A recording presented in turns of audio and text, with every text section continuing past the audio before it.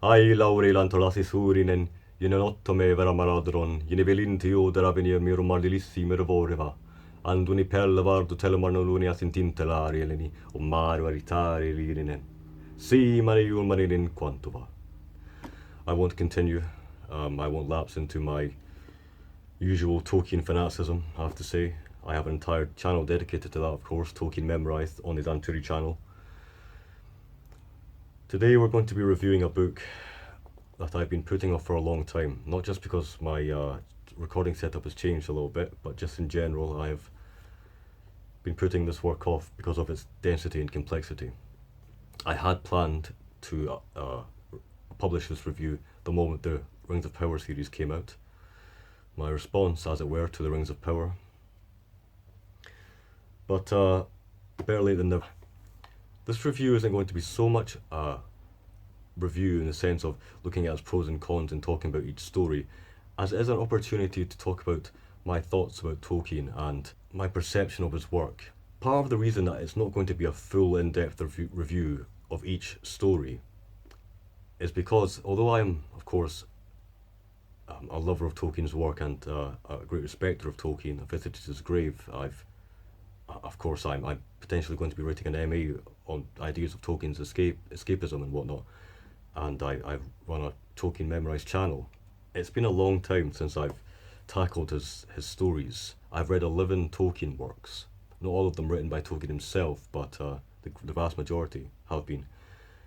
But the work is so dense and so complex that I simply cannot remember all the different races and factions and events, cultural histories, timelines, all the sort of stuff that would be necessary to go into the Book of Lost Tales properly. And just before we begin, just last night I read a short story in the Borges collection, my first ever Borges story, Clone, Uqbar and Orbis Tertius. And that story was all about subcreation. It's about this fabricated world within a world that's deemed so accurate and so developed that people actually began to believe it was real, and fantasy encroached upon reality, and it was just a perfect encapsulation of Tolkien's legendarium. And this, for me, this book is the seminal work in terms of just, it's the oldest conception of the ideas of the mythology. It is the most archaic. It is the most scholarly.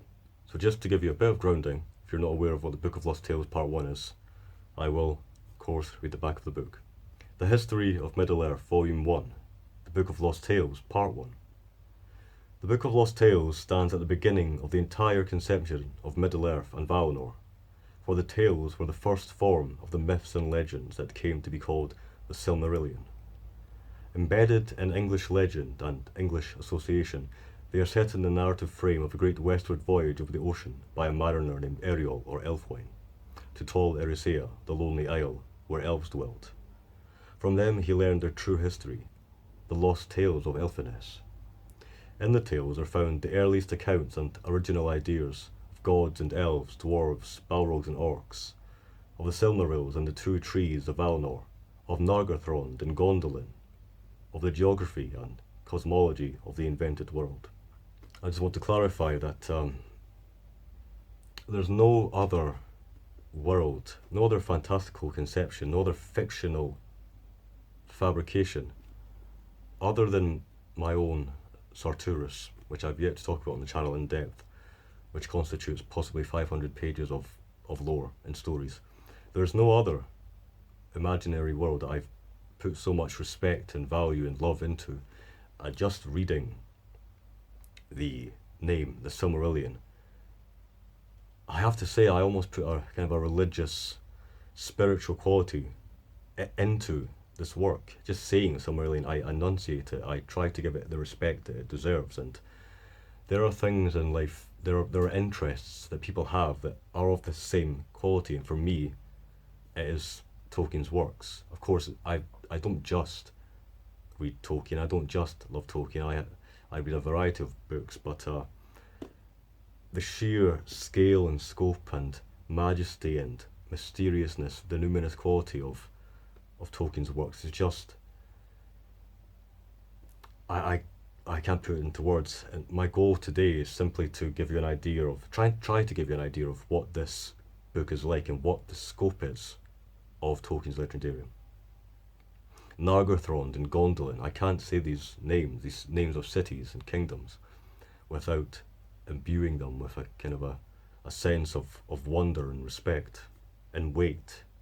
So what this book is, essentially, is the first book in a large series of works, volumes of the history of Middle-earth. The history of Middle-earth is considered the most complicated, the most in-depth, the most scholarly, the most rigorous way to tackle and learn more about Tolkien's work. So the history of Middle-earth includes all of these: the Book of Lost Tales Part 1 and Part 2, the Lays of Beleriand, the Shaping of Middle-earth, the Lost Roads and Other Writings, the Return of the Shadow, the Treason of Isengard, the War of the Ring, Sauron Defeated, Morgoth's Ring, the War of the Jewels, and finally, the Peoples of Middle-earth. In each of these, which I have not read them all, in fact I will admit I've only read up to Part 2.5, and I'll go on to why that is eventually in this review. But in each of these books, we get commentary, not only from Tolkien, but from John Tolkien, but from his son Christopher. Christopher being the executor, I guess, was the executor of Tolkien's estate, and also his primary editor, the one who knew most about Tolkien's world and universe more than anyone else, and who respected it, of course, more than anyone else. And for that reason, I have a vast amount of respect for Christopher Tolkien. But that is the history of Middle-earth. Most people begin reading these works in the history of Middle-earth, I believe anyway, or I would advise so, that they begin reading after they've read the Silmarillion, after they've read the Unfinished Tales, and after they've read the individual stories such as the Children of Húrin and the Fall of Gondolin, things like this. And so for that reason, I don't particularly think that anyone watching this review has not already read the Silmarillion, or at least is not in some way familiar with Tolkien's Legendarium, and the events and characters and the mythology at play. Because this is essentially the initial stages of the Silmarillion. People who have read the Silmarillion will be aware of, for example, the music of the Ainur, the coming of the Valar and the building of Valinor, the chaining of Melkor, the coming of the elves and the making of Kor, the theft of Melkor and the darkening of Valinor, the flight of the Naudalee, Gilfinon's tale, the travail of the Naudalee and the coming of mankind. Some of these names are different to what you might be aware. If you read the Silmarillion, and even after reading that grand work you thought, I must read more about Tolkien's Legendarium, I must understand the connections, I must fulfill my desire to be at one with Arda and Ea, this is the next step essentially. So just to elucidate a little bit more forward, the Book of Lost Tales, written between 60 and 70 years ago, was the first substantial work of imaginative literature by J.R.R. Tolkien, and the first emergence in the narrative of the Valar, of the children of Ilúvatar, elves and men, of the dwarves and the orcs, and of the lands in which their history is set, Valinor between the Western Ocean and Middle-earth, the great lands between the seas of East and West. Some 57 years after my father ceased to work on the Lost Tales, the Silmarillion, profoundly transformed into its distant forerunner, was published, and 6 years have passed since then. This forward seems a suitable opportunity to remark on some aspects of both works. The Silmarillion is commonly said to be a difficult book, needing explanation and guidance on how to approach it, and in this it is contrasted to The Lord of the Rings. In chapter 7 of his book, The Road to Middle-earth, Professor Thomas Shippey accepts that this is so. Thomas Shippey says, the Silmarillion could never be anything but hard to read, and expounds his view of why it should be.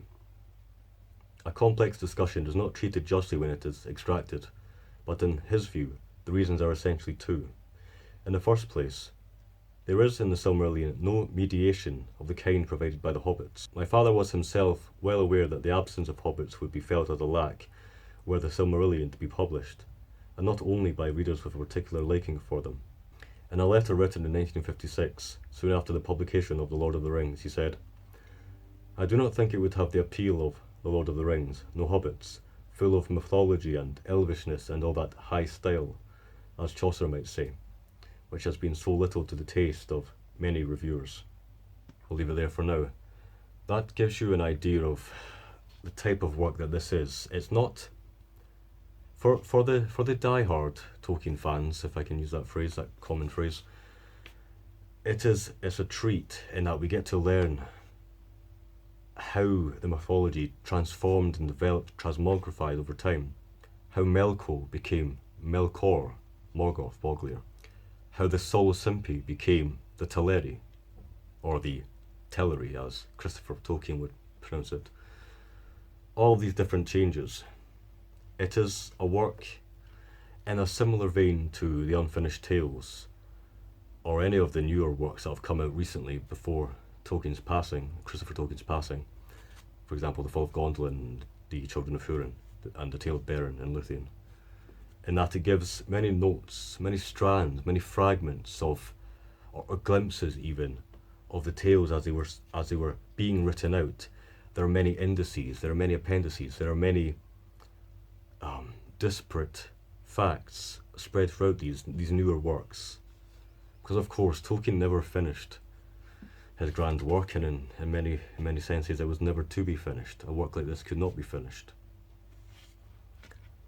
The tracing of this long evolution is to me of deep interest, and I hope that it may prove so to others who have a taste for this kind of inquiry, whether the major transformations of plot or cosmological theory, or such a detail as the premonitory appearance of Legolas Greenleaf, the keen-sighted, in the tale of The Fall of Gondolin.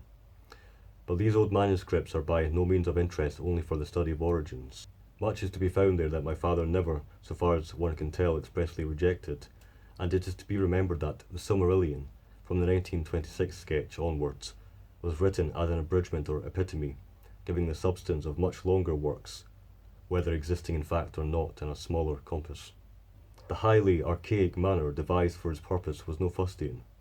It had range and great vigour, peculiarly apt to convey the magical and eerie nature of the early elves, but as readily turned to the sarcastic, sneering Melko, or the affairs of Ulmo and Ossi. The Book of Lost Tales was begun by my father in 1916 to 1917, during the First War when he was 25 years old, and left incomplete several years later. It is the starting point, at least in fully formed narrative, of the history of Valinor and Middle-earth. But before the tales were complete, he turned to the composition of long poems, the Lay of Lithien in rhyming couplets, and the Children of Húrin in alliterative verse. This work is, as Christopher himself alludes to, or actually in quite explicit terms, he gives the impression that it is to make the Book of Lost Tales Part 1 a readable work of fiction. Christopher Tolkien, had to piece together his father's notes. There's even passages in his little notes, little footnotes, where he just says that he has to use a magnifying glass to peer at these obscure words and phrases and sentence fragments to try and piece together, just in the same way that he did with the Silmarillion, but to an even earlier extent. Obviously, this is the first conceptions. He had, in a sense, to look back at the very first conception and try to link it to the newer conceptions. So this is an example that's given in the book, but just as an example that I'm giving myself, it could be something like trying to link together the Teleri with the Solosimpi. Almost every single name in this book is different from that of the Silmarillion. A great example of this is the name Noldor, the Great Noldor, the Noldorin host that you'll be familiar with from reading the Silmarillion and other texts in the Tolkien Legendarium. The Noldor used to be called the Gnomes. This is a great example of just how much changed. A peoples so instrumental to the Legendarium had a completely different name, and that shows you just how much changed. And again, beginning with chapter 1, The Cottage of Lost Play, again, that title in and of itself, it sounds like nothing that's ever been, had never been previously released or known in the Tolkien Legendarium. Certainly nothing comes close to it in terms of the kind of a mythic conception. The Cottage of Lost Play is very different from anything that we're used to. And that in and of itself concerns a man called Eriol, or I believe in later conceptions Elfwine, who is a traveller of our time. He's an Anglo-Saxon, I believe. And what the Silmarillion was originally meant to be was a kind of a meta-narrative. It starts off as a kind of framework. It's a frame narrative, rather, in that Elfwine comes to the island of Tol Eressëa, and he learns the history of the elves from the elves of Tol Eressëa, the island elves. And what Eriol is told is essentially the structure of the Silmarillion. It begins with the music of the Ainur, the very first story in Silmarillion, the highest, the most grand, the most overarching story, the beginnings of the entire universe. But we learn of the forging of the universe through the mouths of the elves of Tol Eressëa that Eriol is speaking to. He dines with them. So in that sense, it takes you out of the stories because it's one step further removed. The Silmarillion is quite aloof and quite difficult to read at times, but in this sense, it's about a man hearing stories of. It's about a man hearing other stories of far-flung time. So it's more layers of remove. The Cottage of Lost Play. It begins on the cover of one of the now very battered high school exercise books, in which some of the lost tales were composed. My father wrote, "The Cottage of Lost Play, which introduceth the Book of Lost Tales." And on the cover is also written, in my mother's hand, her initials EMT, and a date, February the 12th, 1917.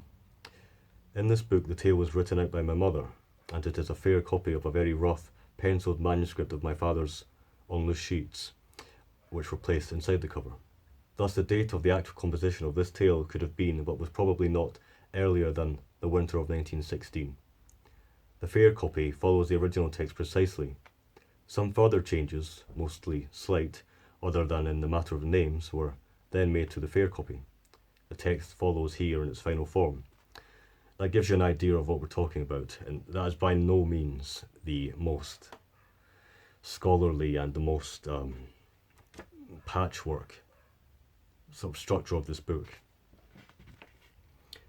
Now it happened on a certain time that the traveller from far countries, a man of great curiosity, was by desire of strange lands and the ways and dwellings of unaccustomed folk brought on a ship as far west even as the lonely island, Tol Eressëa in the fairy speech, but which the gnomes called Dor Fidwen, the land of release, and great tales hang thereto.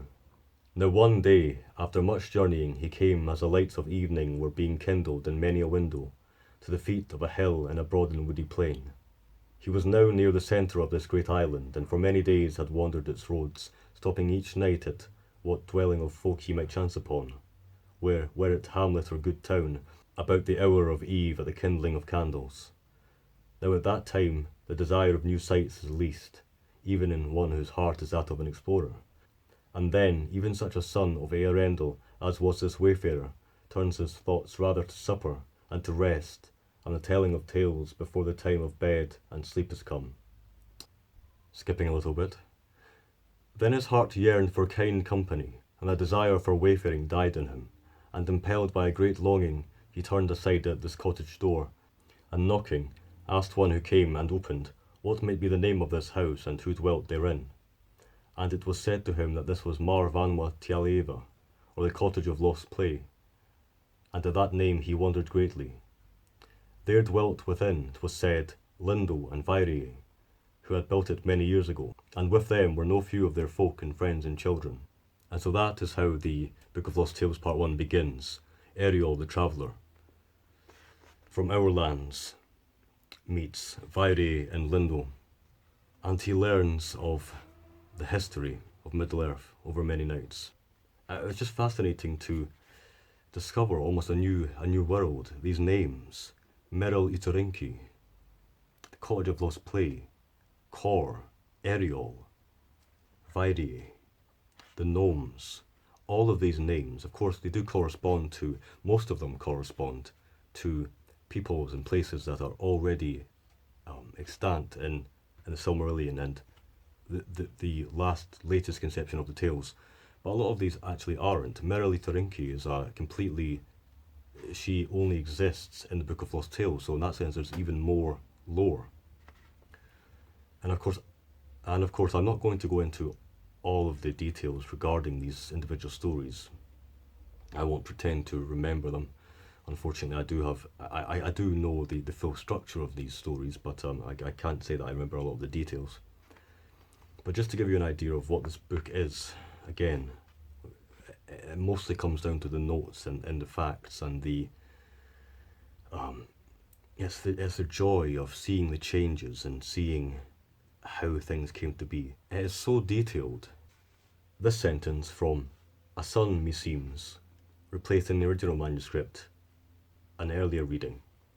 Shall it be of Earendil the Wanderer, who alone of the sons of men has had great traffic with the Valar and Elves, who alone of their kindred has seen beyond Taniquetil, even he who sails forever in the firmament.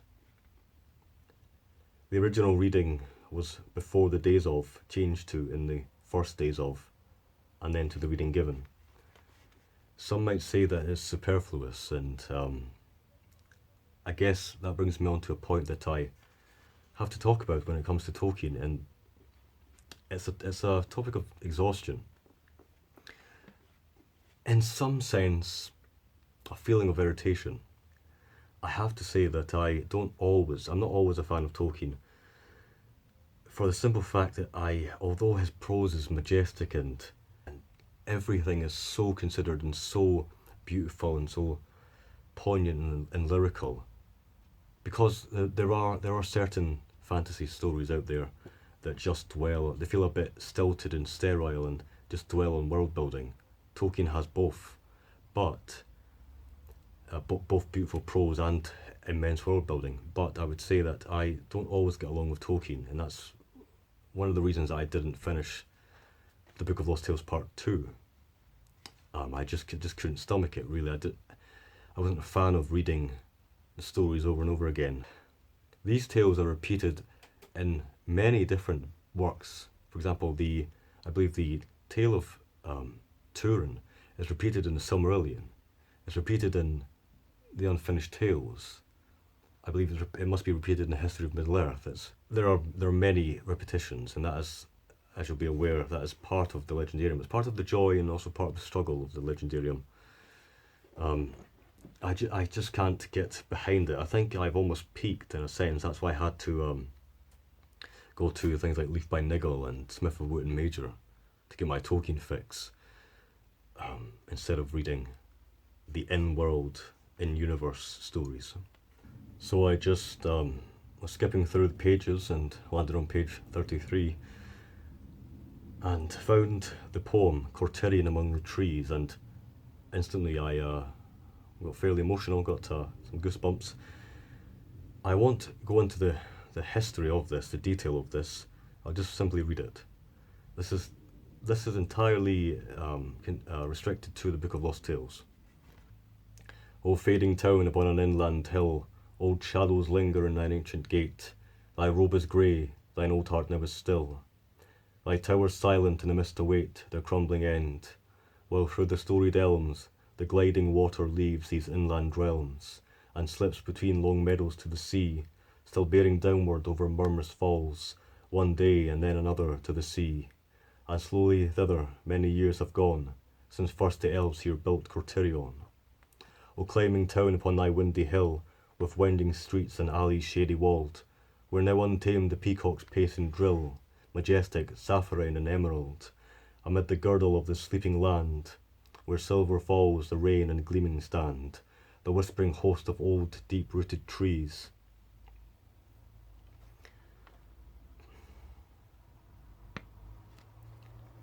That cast long shadows in many a bygone noon, and murmured many centuries in the breeze. Thou art the city of the land of elms, Alal Minori in the fairy realms.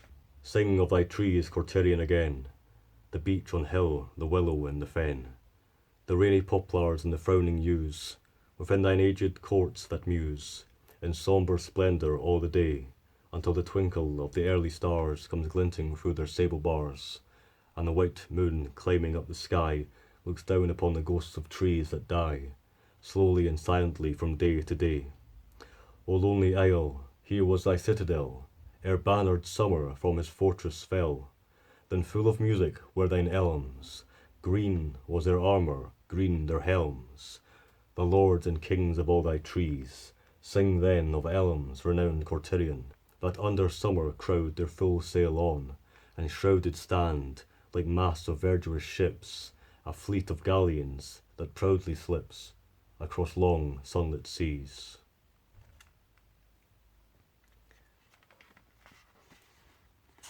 One of my absolute favourite parts of the Book of Lost Tales, it's almost a commentary, it's almost a looking upward over Tolkien's Legendarium. It's a confrontation between Eriol and Rumiel, who is a lore master, a great master of languages. Yet, said Eriol, tell me, Rumiel, I beg, some of what you know, even of the first beginnings, that I may begin to understand those things that are told me in this isle. But Rumiel said, Iluvatar was the first beginning, and beyond that no wisdom of the Valar, or of Eldar, or of men can go. Who was Iluvatar? It's a difficult task to review this book. Who was Iluvatar? Said Eriol. Was he of the gods? Nay, said Rumiel, that he was not, for he made them.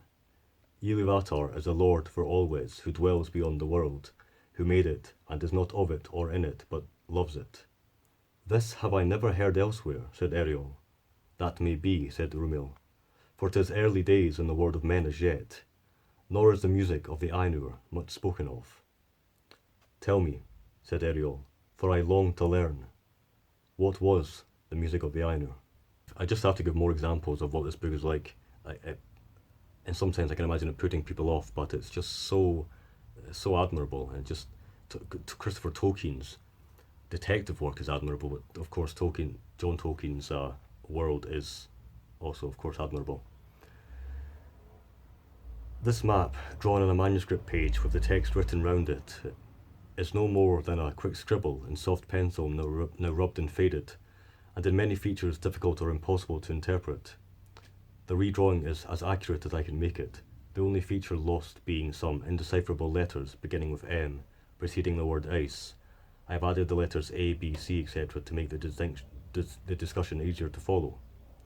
Utumna, later Utumno, is placed in the extreme north of the lamp pillar Ringil.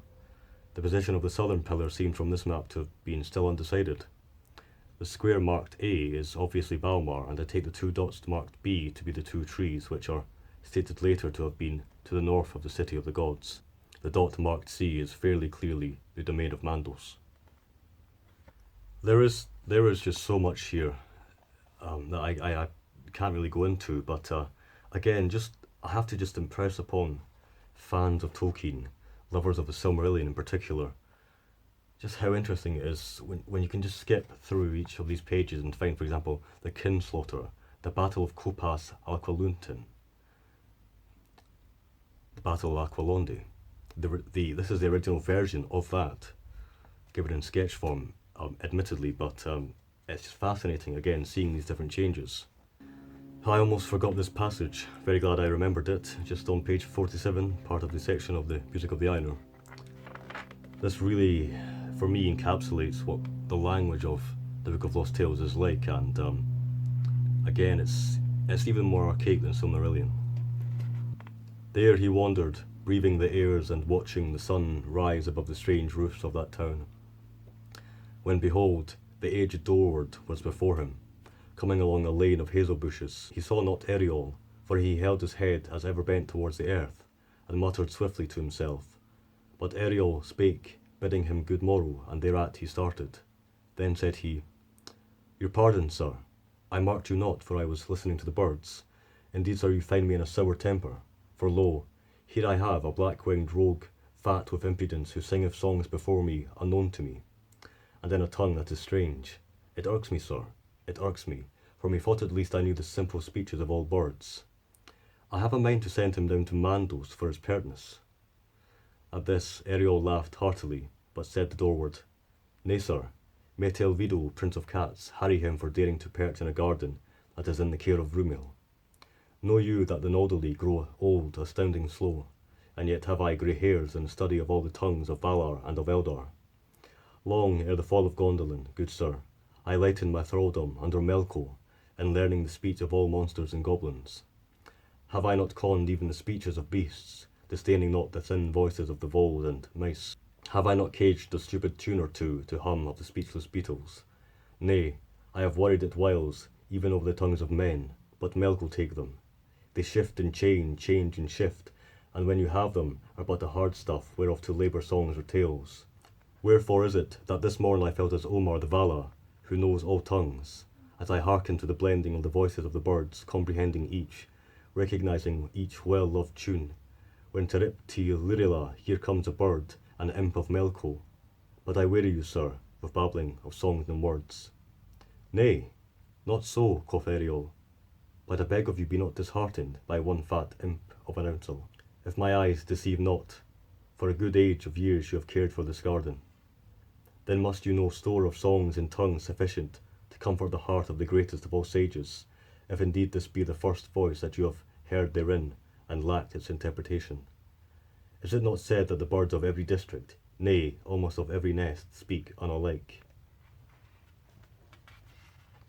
There are all these different outlines and half-finished structures and ideas and conceptions. It's fascinating just to see just bullet points. The Nodally crossed the Helcaraxi and spread into Hisalomi, making their encampment by Asgon, now known as Mithrim. They meet Ilkurin elves, meaning the Umanyar. Feanor dies, first battle with orcs, a gnomish army goes to Angband, etc., etc. So I will leave this discussion of the Book of Lost Tales Part 1 on something that's a little bit difficult to describe. Perhaps some of you may know what I mean. The last tale is called Gilfanon's Tale, the Travail of the Nodally, and it concerns the wizard Tu and the dark elf Nuin. For me, this story is, as far as I've come across, at least as far as in my Tolkien journey, for me it is the most obscure and the most unlike any of the popular conceptions of Tolkien out in the world today. I almost put into the character Tu, the simple name T-U, with a symbol above the U. I'm not quite sure what the symbol is, but I put into this two-letter name. It's difficult to describe. I put into it a certain respect because it's just this one character who's very briefly and obscurely mentioned. It just shows you just how much went into the world and just how much. I have to admit, I sort of rank the lore of Tolkien's Legendarium, and if Bilbo Baggins is sort of surface level, for me, Tu is right at the bottom.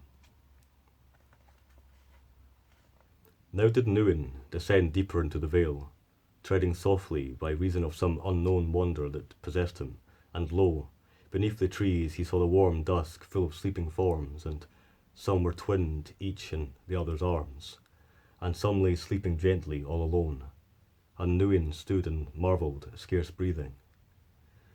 Then seized with a sudden fear, he turned and stole from that hallowed place, and coming again by the passage through the mountain he sped back to the abode of Tu, and coming before that oldest of wizards, he said unto him that he was new come from the eastward lands, and Tu was little pleased thereat, nor any the more when Nuin made an end of his tale, telling of all he saw there.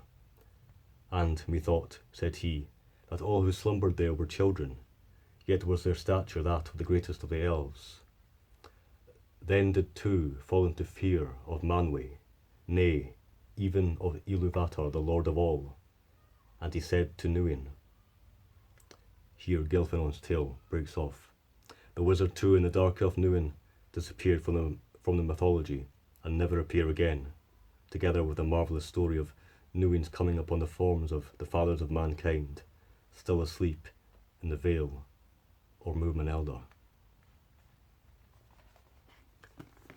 The Book of Lost Tales Part 1. I was going to go into a more in-depth discussion about perceptions of Tolkien, but I think the work speaks for itself. I'm not entirely sure when I will be getting back to more Tolkien work. I don't think I've exhausted my love of Tolkien, but I do admittedly find that I am, as a writer generally, I'm more interested in non-secondary world fantasy. Tolkien isn't everything, of course. I just as something that I can look towards. It's just this great passion, unlike anything else, so developed. I almost find it difficult to put into words, and I hate, I have to admit, I disdain when people think of Tolkien as nothing more than hobbits and elves and dwarves and Legolas using a skateboard to slide down the steps of Moria and announcing his kill count and whatnot. It's just not Tolkien. It's not Tolkien. The Book of Lost Tales Part 1. Namari.